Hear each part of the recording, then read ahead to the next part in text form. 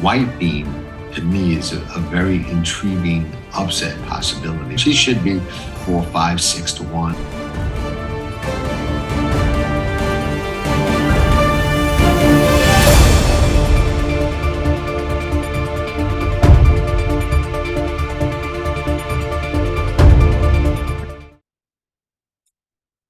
Ciao, everybody.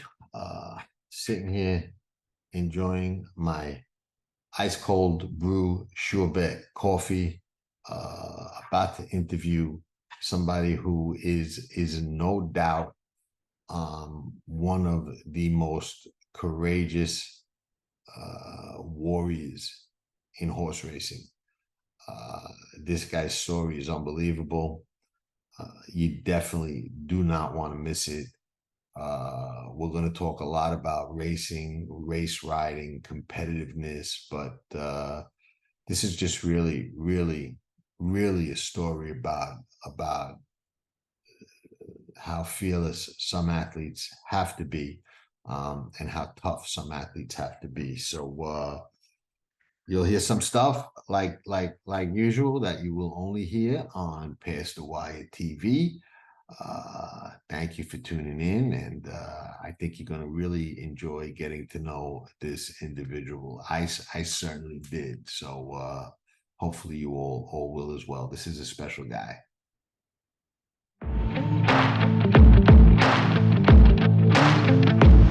Cogburn, very interesting in Detroit, in my opinion. This is a horse that always showed a lot of potential.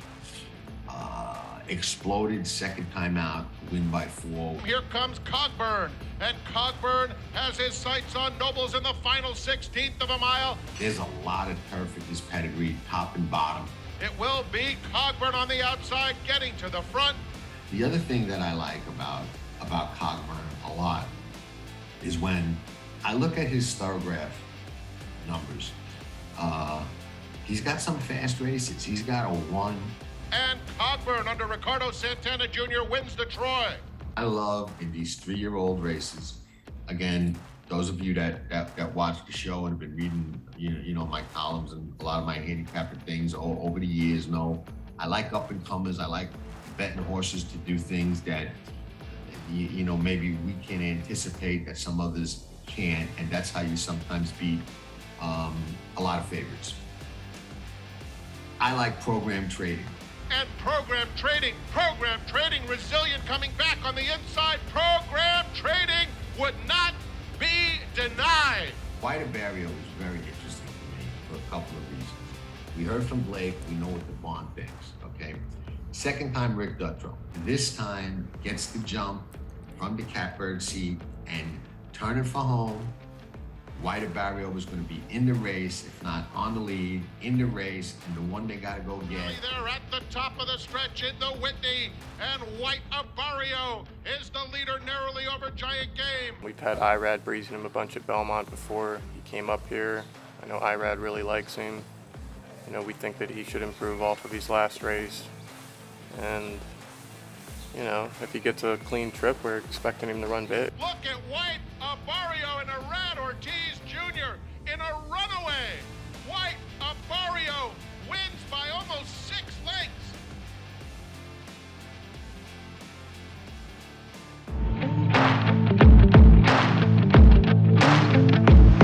Rhyme schemes on the outside, the bottom horse for Norm Cassie. Horse didn't do a lot of running first time out at Churchill Downs, going 5/8 of a mile, and what I thought was a pretty fast race on not such a fast track that day.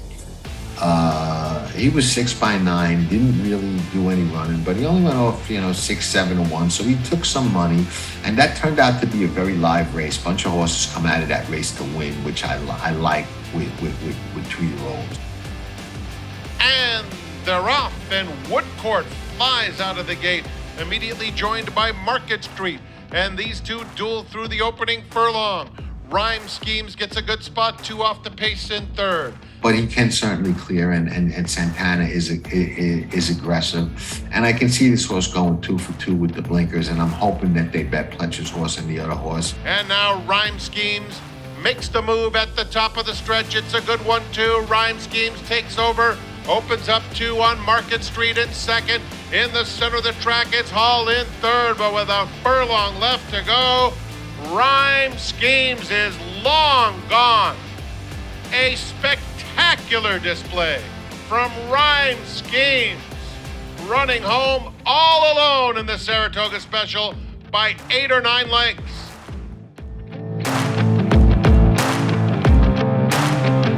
Thank you for visiting Past the Wire TV, the YouTube channel of PastTheWire.com.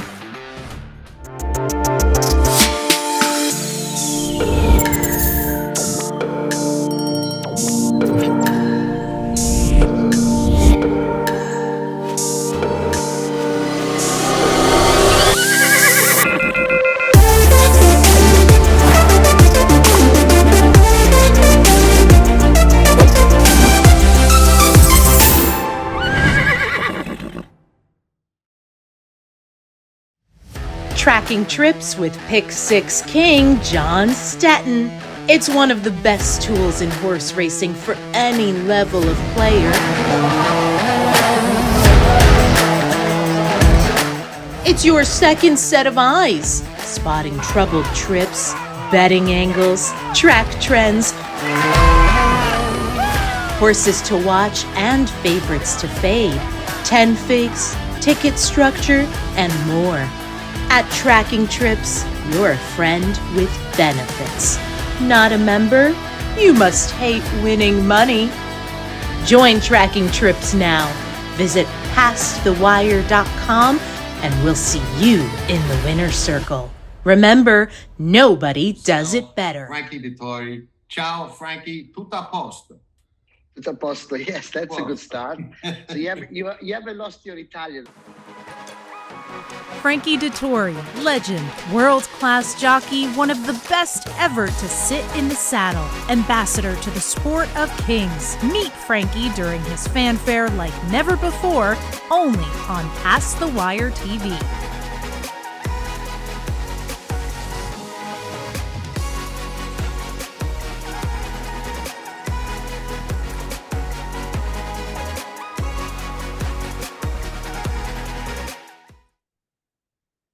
Hello, everybody. Welcome to a special episode of Past the Wire TV. Honored to have jockey Rosario Montanez on the show today. We're going to talk a lot about what it takes to be a jockey, how tough and competitive and dedicated these guys are. But before we get into that, Rosario, thank you so much for coming on the show. Much appreciated. Thank you very much. It's an honor to be on your show, sir. I really appreciate it. Well, you're a gentleman, and you've been riding a while, and one of the things we're going to talk about is how tough it is to compete in this game at any level, okay, at any racetrack, because it's competitive at the smaller tracks, it's competitive at the bigger tracks. Everywhere from you're at Presque Isle right now. We are actually in the jockeys room at Presque Isle Downs right now, doing this interview, and all the way up to the Breeders' Cup and Royal Ascot, Arctic. It's competitive everywhere, correct? Correct. Yeah, and I mean, the smaller tracks I think are a lot clickier, where there are not as many barns to get into, and they have their riders, so it's very difficult to break into their routine and their environment, and they don't really want too many riders coming in and new colonies. Yeah. Let's start with this, okay? And we're going to get into some of the things that happened to you during your career. When did you start riding? I started riding in Southern California in 2010, and my first mount was at Santa Anita Racetrack. Okay. And how did you get into riding races? What brought Rosario to being a jockey? I grew up around. My parents had rodeo horses, and the Mexican tradition, roping and chasing cattle and stuff like that. But I always liked speed. But they only had pleasure horses, and my buddy that I was working for in landscaping and tree service, he was into the match races. And he told me, "Hey, what if I pay you to ride my horse in a race?" I said, "I never done that in my life." And Uh-huh. California and Mexico, the border is about 30 minutes away. You got all the match races over the border and on the California side of the US. So I started riding those match races and I didn't know nothing. I mean, I was getting paid $200 a mount and $400 if you won. And Uh-huh. I was 11 years old when I started. And they actually, believe it or not, they tie you onto the horse because I didn't know how to come out of the gate with the saddle on. So Right. they put like a girth over your legs and they strap you onto the horse. I would never do that again. But the idea you get, but that's how I started. And Is unfortunately, that so you don't fall off coming out of the gate? that's just to strap you on less weight, I guess, and Uh-huh. you break on their mouth and you break and you gun and you're only going a quarter of a mile or depending on how far they make the race, and it's all illegal, so it's all under bush tracks and Right. on the underground world, and it's a fun industry, fun atmosphere, but unfortunately, it's controlled by a lot of the mob and a lot of the Mexican cartels. So I want no part of that. I can imagine so. And they were actually doing that on the U.S. side of the border in California too back then. Yeah, well, they still do it. Matter of fact, believe Wow. it or not, in Northern California, you go up towards LA, and you got the bus tracks that people don't really know. They're training centers for quarter horses, and they run illegal match races. So, and they Wow. have a training center, and it ain't no training center because you got a big crowds that show up on the weekends, and they do what they got to do. Right. Right. And did they bet on him and everything?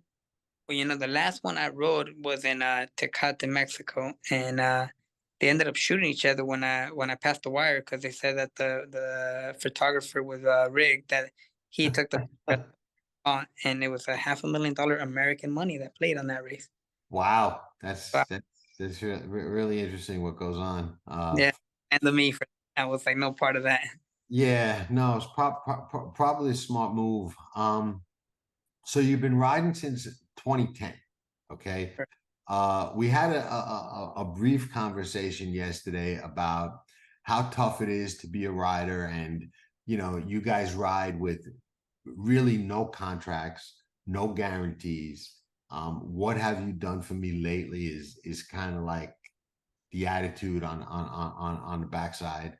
Uh, and when you miss time, you run the risk of losing whatever business you've built up.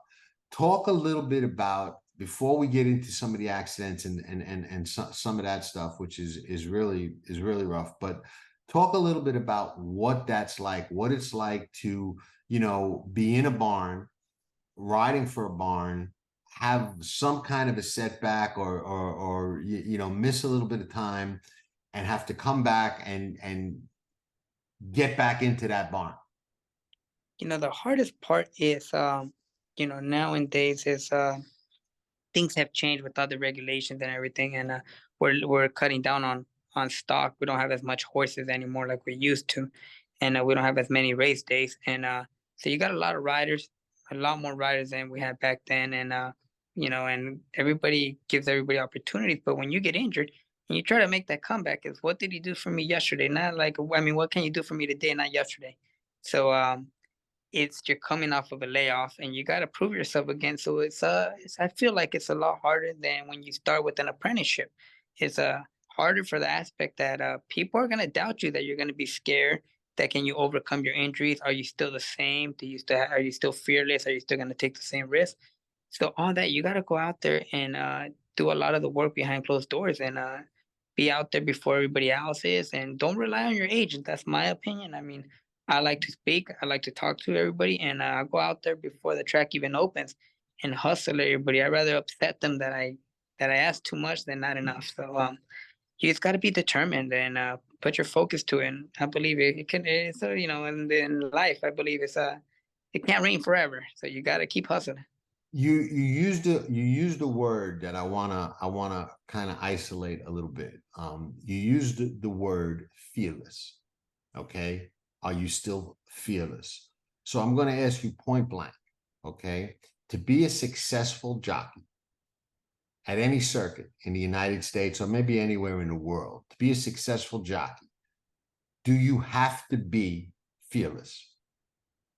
My opinion there, and I think that's what has gotten me in injuries and certain situations, because I am fearless. I have no fear in my heart. I have no fear.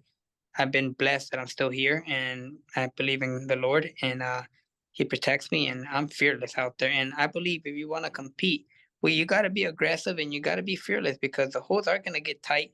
And when you're riding for a lot more money in New York, California, Kentucky, the bigger races, they're going to be aggressive. They're not going to drop you, but you got to be fearless to take those opportunities.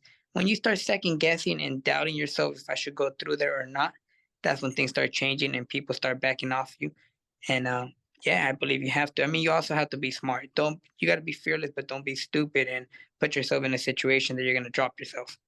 Right. So And I'm glad you said that as well, Rosario, because one of the things that comes up now amongst horse racing, social media, because now we live in this world of social media where everybody's got an opinion, everybody's got something to say, and you've got people that have never been on a horse, never watched what they ate, never been in a sweat box, giving opinions about race riding and what a jockey should or shouldn't do.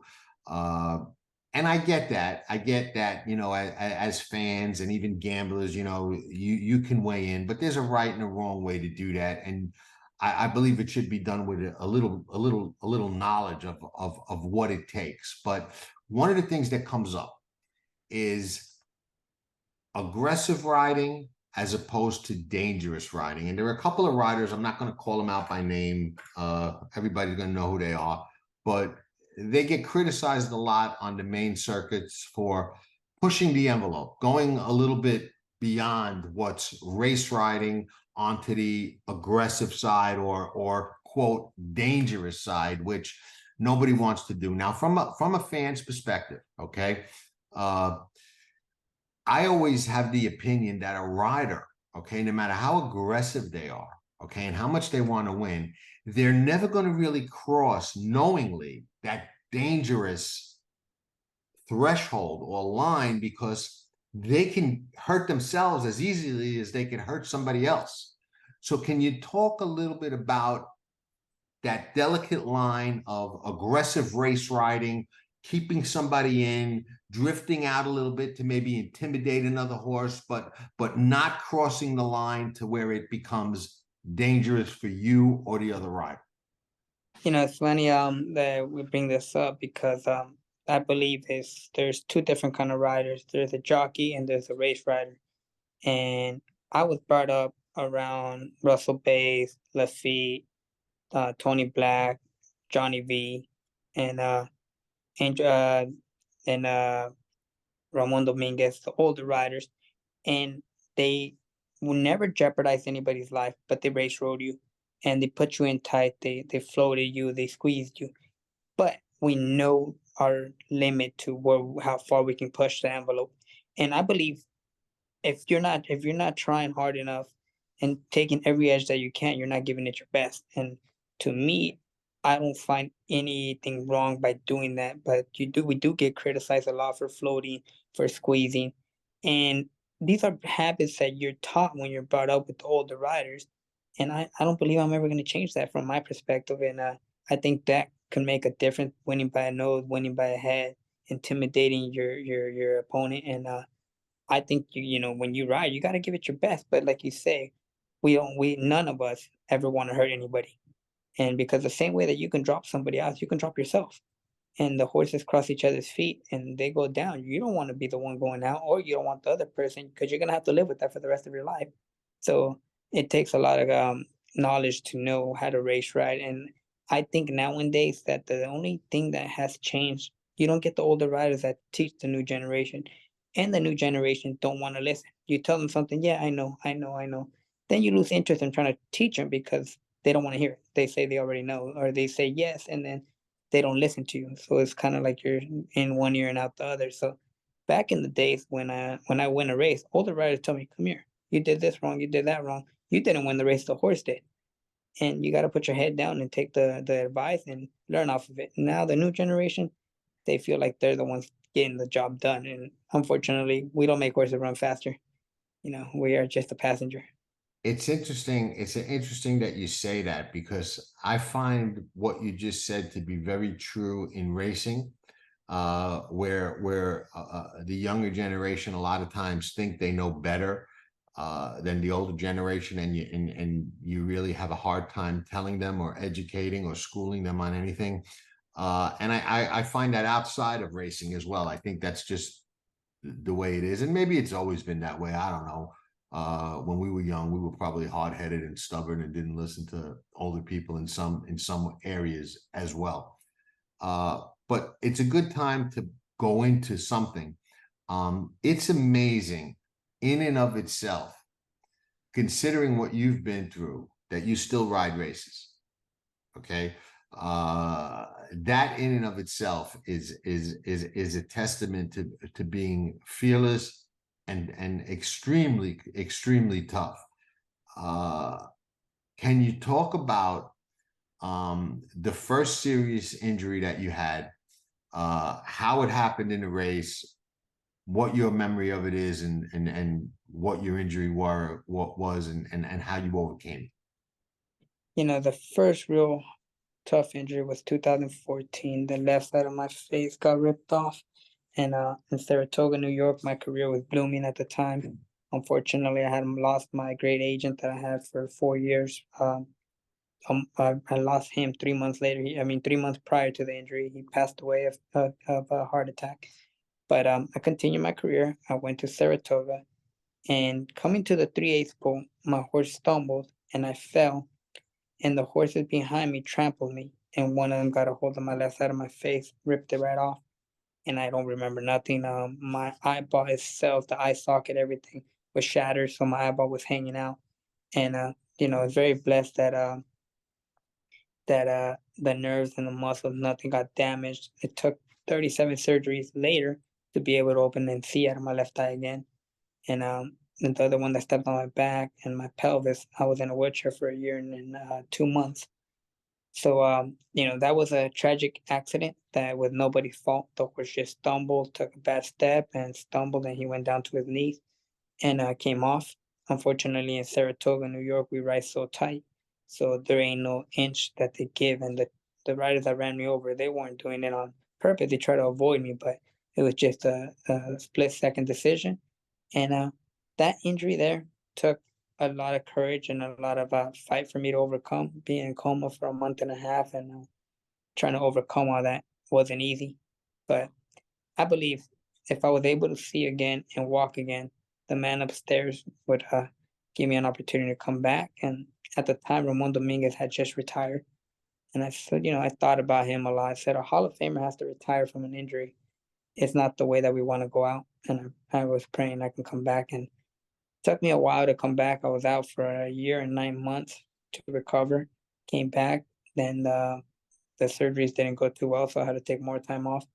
But I picked back up in 2017, and when I came back, I started back at Parks, couldn't get going, went back to New York, and I was just very blessed. Steve Asmussen put me on my first mountain back, horse went by 14 lengths, and people forgot about the injuries. I was just very blessed that things turned around, and you just gotta perseverance and having faith to me can overcome anything. Faith is a tremendous thing. Two questions I got to ask you. I'll go ahead and then I'll go back. First mount back for Steve. You're in front in the stretch by open lens. You obviously know you're going to win. It's your first mount back from a horrific injury. What was going through your mind? To be honest with you, that injury there, coming back off of that one, and being in front by that much, you don't even think about what the money is, what the purse is, nothing like that. You just, in my head at the time, I was thinking, wow, I'm really gonna do this again. And you don't even look back at the top of the lane. You're just whipping and driving. And once you hit the wire, you're gonna look back just because you're so emotionally excited and overwhelmed about everything that you just want the wire to come. And I really thought at the time that it wasn't gonna ever happen again. And I was just very thankful that he believed in me, his help, and Toby, the owner, and everybody believed in me. So it's just a huge blessing. And we fast forward to the injury of 2020 when I won after that one. That was the biggest one out of my career. Before we get to that, I don't know if you noticed, because this might be before your time. But do you know that Mike Venezia, the New York rider who was killed, suffered a very similar injury and accident to yours, and he did not survive it. He went down on the backside at Belmont on the grass course, and I was there that day, and I remember what happened. They canceled the races, and when they did that, everybody there kind of knew it was really serious. But I remember riders who went to see him in the ambulance saying that his eye had been out of the socket, and his, horse's hoof just caught his face, and unfortunately, may he rest in peace. Mike did not survive that, and you did. So it just goes to show how, fate and an inch, a fraction of an inch can mean the difference between life and death when something like that happens out there. Some riders go their whole career without ever having anything that serious happen. I always say, and it's a scary thing to say, but I always say there are two kinds of jockeys: those that have fell and those that are going to fall, because it's going to happen at some point. But it's extremely rare to have an injury like you had, come back, and then have another one. So let's talk about 2020. You're back, you're riding, you're reestablishing yourself. Everybody now knows that you are fearless, that you can overcome what a lot of people wouldn't, because let's face it, Rosario, there are a lot of people that never would have rode again if they went through what you went through. Okay. Most wouldn't. I would say 9 out of 10, 8 out of 10 would never have ridden again. And I know how competitive riders are, but that is just something that would put a lot of people into a different line of work. Tell us about 2020 and what happened there. The 2014 injury was a life-changing experience. I think it changed my career, changed the path, and it changed the way I looked at life. And after that, every day I woke up, I couldn't walk for so long. I was in a wheelchair. So, and I couldn't see out of my left eye. So after the 2014 injury, when I was able to wake up in the morning, open both eyes, and put my feet on the ground and be able to walk, that to me, I was blessed, and that was a huge plus every morning. The rest was just icing on the cake. I wake up every morning, bless myself, and give thanks to God that I'm able to be awake again and open both of my eyes and stand back up. Money and everything comes with it, with the career, but just waking up, I'm blessed, and it's priceless. And now we fast forward to 2019. I go down because the track at Laurel was bad, and my horse stumbles after breathing in the morning. And when I go down, I break my back and my neck. And that was August 18, 2019. So I was out for 11 months, and I come back, and I'm out there breathing horses and going around there. Now they're not running because of the COVID. So when we go back to running on July 1st, 2020, I was doing well. I rode 77 horses, and I won 7 races. Now we're on July 19, 2020. My agent picks up a horse, and he says, Rosario, you got to ride the first race because I put you on this horse because you're making the comeback, and you need to prove to people that you're still fearless and you're able to do this after the injury of 2019. So I said, yeah, absolutely. I said, but I had 3 riders that turned the horse down. I said, what do you think?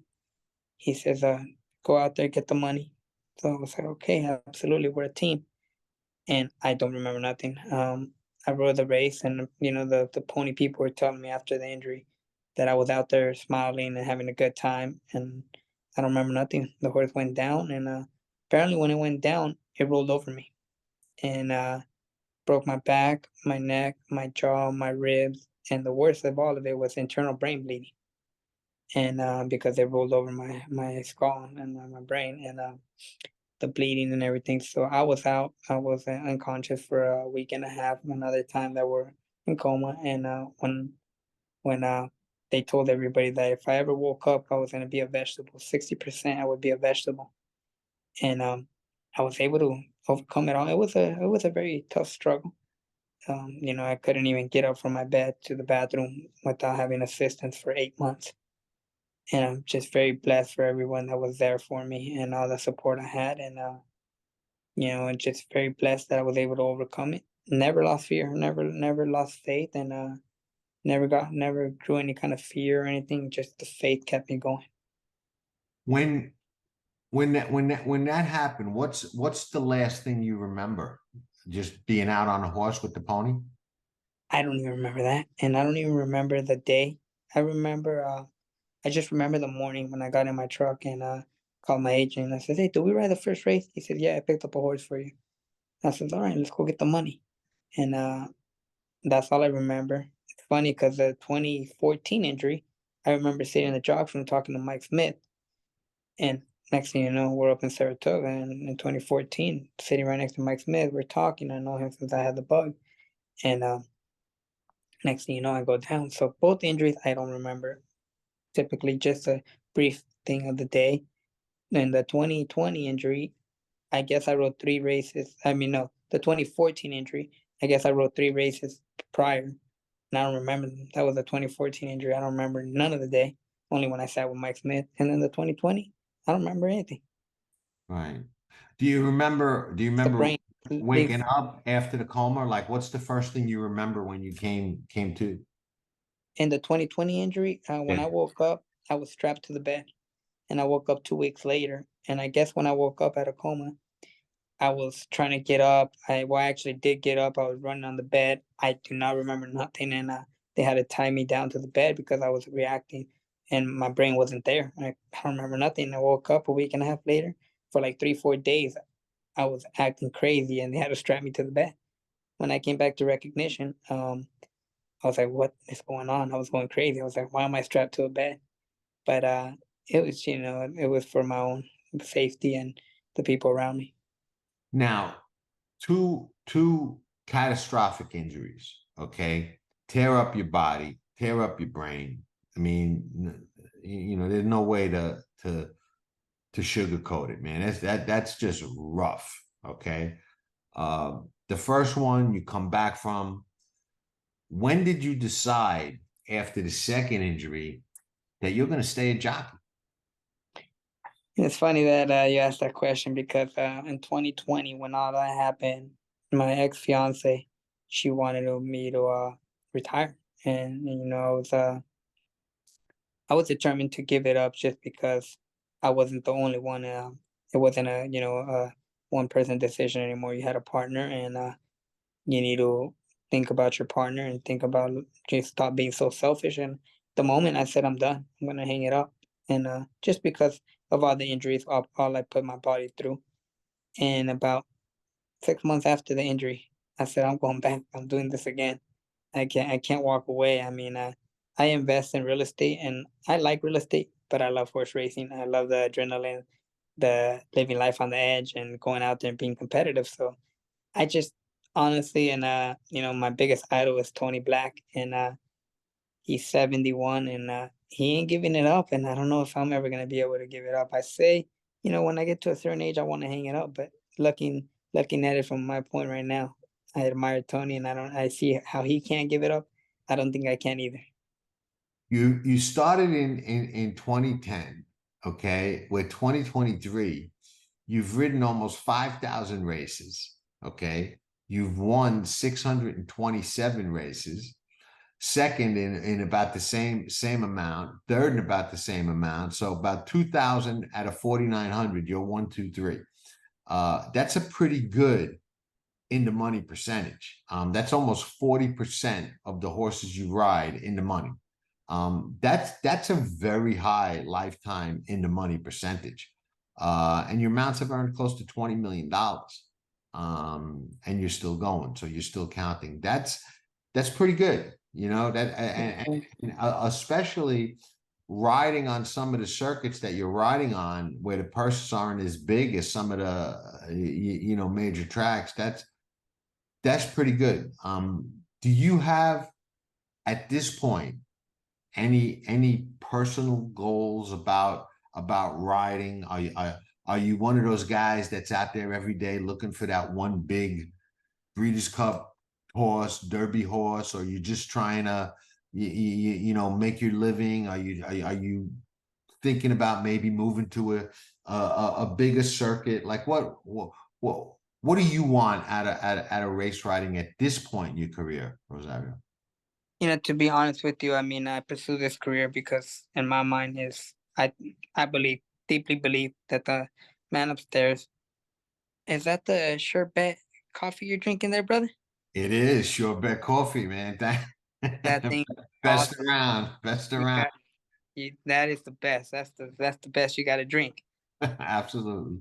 But go But ahead. So you know, I believe the man upstairs has given me the opportunity to return after numerous injuries and severe injuries, not just a walk in the park. And I'm still chasing that Derby horse. I was at one point in my career prior to the injury to 2014.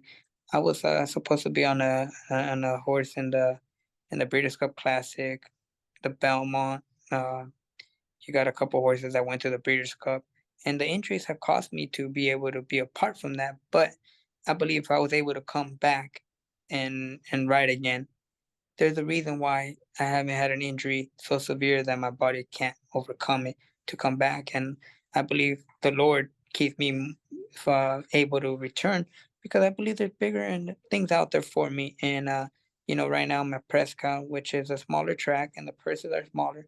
But I've been in the big circuits, California, New York, and this is just a stepping stone from to go back to New York or that's my big game plan is to go after here, go back to New York, and I just wanted to get my percentage back up a little bit to be able to be a better self or an agent up there, and get better opportunities, and get a lifer mounts. So that's my game plan. I think I'm in my prime of my career. I'm in the gym 3 hours a day. I I only sleep like about 6 hours a night, and I'm determined. I wake up at 5 in the morning, go to bed at 11. I'm at the gym. I hit it hard, and I eat very healthy. I work out every day. So I think determination and focus is what's going to get me there again. how tough was the rehab? I mean, bad enough to break your back, bad enough to break your neck. Same time, how tough is that kind of rehab, man? I mean, that's got to be brutal, no? I'm going to be honest with you. The physical part, I think you can overcome it. I mean, it's not brutal. The mental part, and I think we lost a couple of jockeys last year from guess depression, and the Yes. mind takes control of you. And I believe when the mind takes control of you, it's super hard to overcome it. When the injury happened in 2014, I wanted to end my life, and I tried in the hospital, and they put me under again. And once they did, I said, if a horse couldn't kill me, if I couldn't kill myself, there's a purpose. Let's go out there and make this count. And the hardest part, the physical part, I think it's difficult, but the mental part is it's the hardest part to overcome ever. And I believe that in any part of life, to anybody, in any career, any job, the mental part. Once your mind takes control of you, I think it's super hard to overcome. We lose so many people a year from depression, committing suicide, and because mentally it's a difficult part. But the physical part, I think if you're determined and you got control of your brain and you can control your emotions, you can overcome it. How tough is it when you're a competitor, you're an athlete, you know what you're capable of, and you're out there looking for mounts. You go and you breeze a horse for a trainer, you get on a horse for a trainer, maybe a couple of horses for a trainer, and then the entries come out and they name another rider on the horse. I mean, I was an agent for a very short time, a long time ago in New York, and I might have been the worst agent ever in the history of horse racing, because I don't go for that crap at all, man. You know what I mean? Like I'm at your bar the next day, like what the F is that? You know what I mean? I mean, you know, and that doesn't work in this game. You know what I mean? You kind of gotta kind of be okay with that and smile about it. And, you know, the next one and say, can we get on another one for you? You know, how is that as a competitor, as an athlete? How do you balance that? You know? It's funny that you say that because when I got hurt in 2020, I had two riders come to my house and tell me, "Listen, Rosario, I know you're done. I've seen your interviews, and you said you're retired. Take my book." I said, "No, I can't." It says, "I'm going back," and I would never want to be an agent. Why? Because exactly what you said. I don't. I was brought up be a man of your word, and no disrespect to any of the trainers that put you on the horse and then they give you the call, but then it comes out with somebody else. No disrespect, they gotta listen to their owners, and they got a lot of people behind closed doors. But back in the days when I was brought up, it's if I get on the horse, I'm riding the horse. And you see, I don't mind if you told me from the get go, listen, you're gonna work this horse, but I gotta ride such and such. I'll make it up to you down the road. Shoot me straight. Right. And in this game, you just gotta bite your tongue. And I'll let you. I believe is if you gave me once, shame on you. You give me twice, shame on me. On me, right? Yeah. 100%. Yeah, you see, I didn't know the game when I did it. You know what I mean? So people took advantage because I didn't know no better. You know what I mean? I just assumed, well, if I'm work the horse, of course they're going to name me on the horse. You know what I mean? And they You know, didn't. it's hard because here at Prescott, you got to go out there and gallop and jog horses for trainer. And some people say, I don't mind helping. I don't mind working. I'm a workaholic. I'm out there every morning when the track opens to when it closes. I don't go home till about noon, and the track closes at 10:30 because I make sure I see everybody. And then I go to the gym when there's no races. And then when there's races, the last race goes off at 6:30. I go to the gym. But I see everybody. But the thing is, I have had trainers here get upset with me. They say, "Hey, that jock don't come by anymore and get on horses." I don't mind working, but don't take advantage of me. And if you let them, I always said, you might not like me, but you're gonna respect me. And Right. that's the MO I live by. I mean, I'm not gonna disrespect you, but don't disrespect me, and don't abuse me. I don't mind helping, but don't take advantage of it. No, I can relate to that, and it's funny because this game doesn't change. I remember back when I was doing that, there was a trainer that would have my rider get on like a bunch of horses every day. And finally, one day I said, you know what? I ain't going by that barn no more. He ties us up all day. He doesn't give us no mounts. The whole morning we're over there. And we get nothing out of it, you know? So I didn't go. And like after like 2 days, he saw me and the guy actually yelled at me. He goes, why didn't you come by the other day? I had 6 horses to work. And I was like, yeah, well, how many of them was I going to ride? You know, I mean, have a nice morning. Goodbye, you know, and obviously that's not the way to success. I'm going to read you something that was on social media because I'm curious of your take on it. Okay. Because social media can be pretty rough. And Ocean Murphy, who's a champion jockey in Europe, put it out there. And he was quoting another tweet, but it said 8,708 hate tweets in a 12-month period. Thank you, Twitter users. And what it said was, findings from my racing last year highlighted 8 British-based jockeys that were sent more than 1,000 derogatory tweets each in a 12-month window, with Ocean Murphy receiving more than 8,700 negative posts directed to his personal profile on the Twitter platform during that time. The data was collected from social listening tools, highlighting keywords to reveal the extent of the online abuse in the sport. What's your comment as a jockey, or first thought as a jockey on that, when you see a rider like Ocean Murphy or any rider taking that kind of criticism and that much heat on social media? I think speaking about social media, I think it's the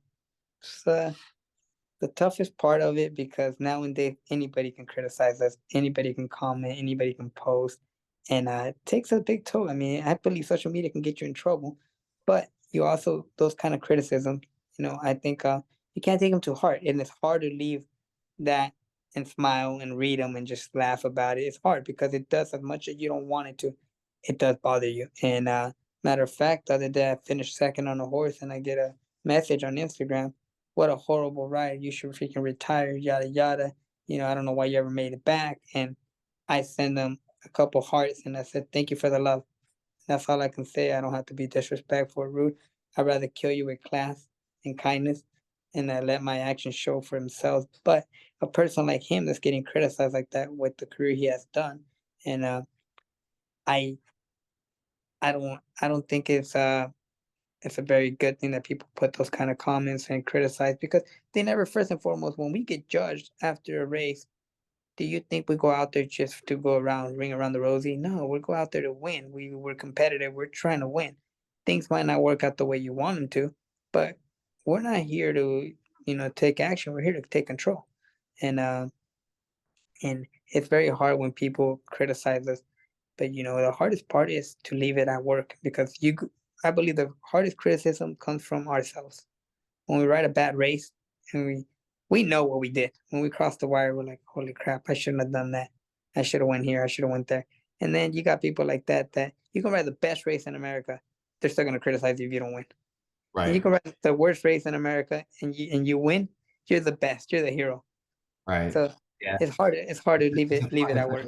it's a funny sport, but I will say this, for anybody to criticize you uh on social media after what you've been through and what you've been able to accomplish and come back is just rude and ignorant, in my opinion. And I commend you for handling it with class, because the high road is often the lonely road, but it is the better road to take. And I commend you for taking it. You're a gentleman, and that's a good thing, and it's rare nowadays.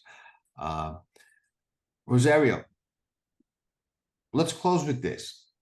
What kind of preparation do you do to ride? I know you're in the gym. I know physically.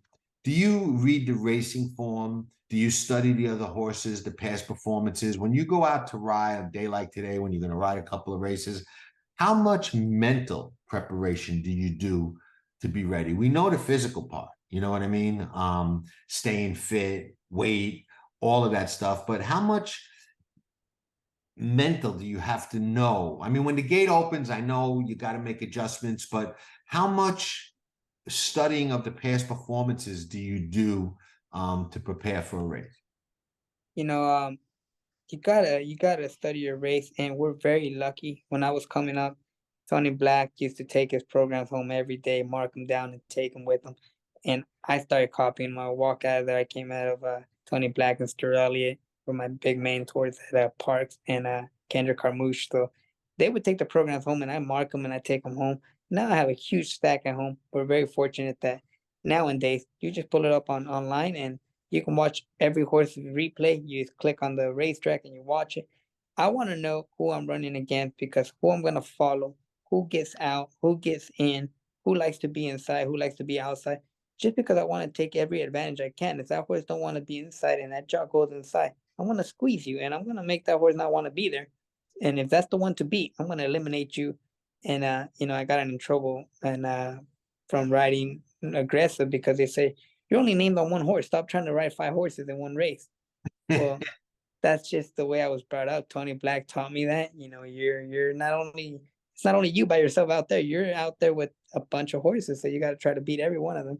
But what I do is I'll go home, and I'll look at my horses when I'm done riding. I'll go look at my horses that I ride tomorrow, and where they want to be, how they like to run, and they haven't ran any good lately. I'll go back to see when they break their maiden, where they ran their best race, their best numbers, and I'll copy that race. And then I'll go watch the replay, and if say a speed rider rode him and he likes to be on the lead, I'll see how he got him to relax on the lead, and how that horse doesn't want to run. If he wants to run against the bait with the loose rein, depending on how the rider rides, I'm going to ride him the same way just to get the best out of him.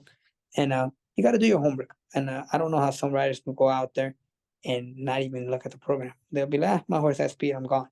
Well, no, I like to study it, do my homework because I have always believed how they say, good riders don't need instructions, a bad one don't listen. Right. So, uh, I live by that. And when I go out there, the trainers that once they get to know me, they just give me a leg up and say good luck. All I really need to know is if there's something that you want to tell me that he doesn't like. And if I wasn't able to see it on the comments or on the video, I would take like a huge thankful for their advice so I can give them the best race that I can possibly. Right. Hey, Rosario, I don't think there's anybody more deserving out there of a grade one or a big horse than you. You've certainly earned it. We all have passed the wire are rooting for you and are big fans and supporters of Rosario Montanez. Thank you so much for being on the show, for being so open, and hats off to you, man. I mean, you're an incredibly brave, tough guy.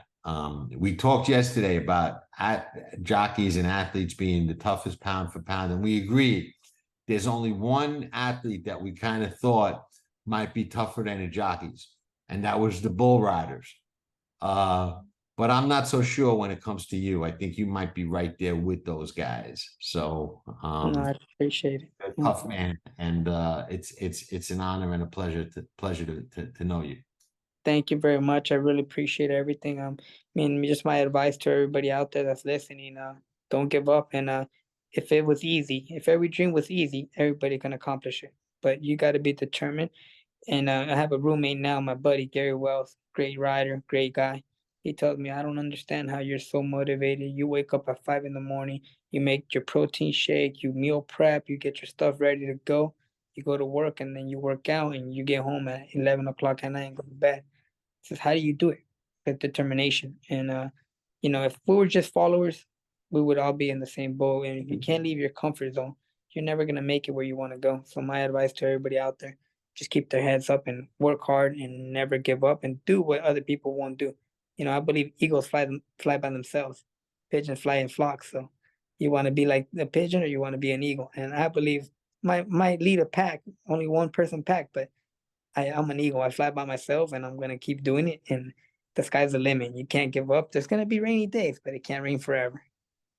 Hey, I like how you think. God bless you. And if there are any trainers or owners out there watching this show, you met Rosario now. If you didn't know his story, now you know part of it. If you got a nice horse, give this guy a shot, man. Put him on the big stage and let's see what he could do. He deserves it.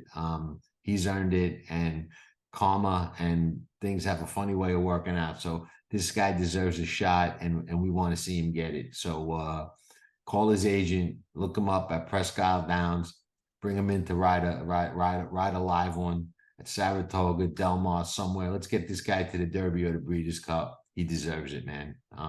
Rosario, you do deserve it, and I hope it happens for you, man. Thank you very much. Today is it's a very emotional day. Being on here and recognizing my life, and I never sit back and think about everything I overcame, and I'm very blessed. And it's been a rough road. Personally, a lot of things that happened in my personal life with my family, and my career wise. But every day I wake up and I don't give up. I don't believe in no. And I don't take no for an answer. So I really appreciate you having me on your show. And the sky's the limit, and I'm gonna fight it all the way to the wire. Well, I appreciate you, man. Thanks for coming on. I'll shut this off. We'll say goodbye off camera, and then I'll let you go because I know you got work to do. Thank you, sir. I really appreciate it.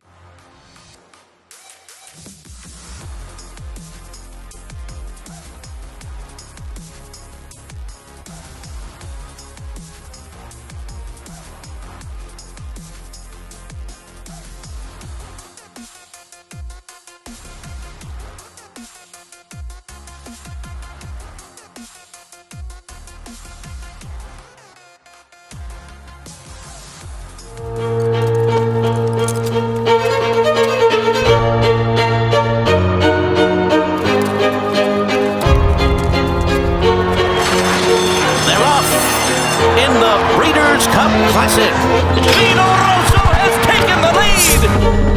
And it's a vintage performance by Vino Rosso. Hi everybody, Dan Oman here with some exciting news. DRF Formulator, the gold standard in past performance information, is now free, exclusively on DRF Bets. Join DRF Bets with the promo code WINNING, get a $250 first deposit match bonus, a $10 free bet, and free Formulator already uploaded to your account. Access Formulator's premium features, including sortable trainer stats, race replays, personalized trip notes, and lots more. Free Formulator, exclusively on DRF Bets. It is here, the big day, the day almost all of us in horse racing wait for, Breeders' Cup Saturday. It looks like we're going to see some really impressive races on Saturday. It starts with the filly and mare sprint. One of my stronger opinions on the card is Goodnight Olive to start things off. I think she gets a perfect trip. Goodnight Olive, 6 in a row and a Breeders' Cup champion. We've got Modern Games going in the Turf Mile for Godolphin. The Godolphin and Aidan O'Brien horses we said on Past the Wire TV all week long on the backside. Those two contingents stuck out from all the rest. Modern Games looking for a big race from him. Modern Games storming down the center of the course. Modern Games, a 2-time Breeders' Cup winner. You bet he is. That is Rebels Romance, who in my humble opinion is one of Godolphin's better chances this year. Rebels Romance is a very good looking Godolphin horse that can absolutely win this race. Rebels Romance is a must use. Rebels Romance rolling on the outside. Warlock got it. Makes her bid down toward the inside. Rebels Romance down the center of the course. Has it close to home. Rebels Romance wins the turf over Stoney. We got Flightline that they're putting in the best ever category. There's no question that the race he ran in the Pacific Classic is one of the best races we've seen any racehorse run ever. It is Flightline. It is spine-tingling, jaw-dropping, awe-inspiring, Secretariat-like.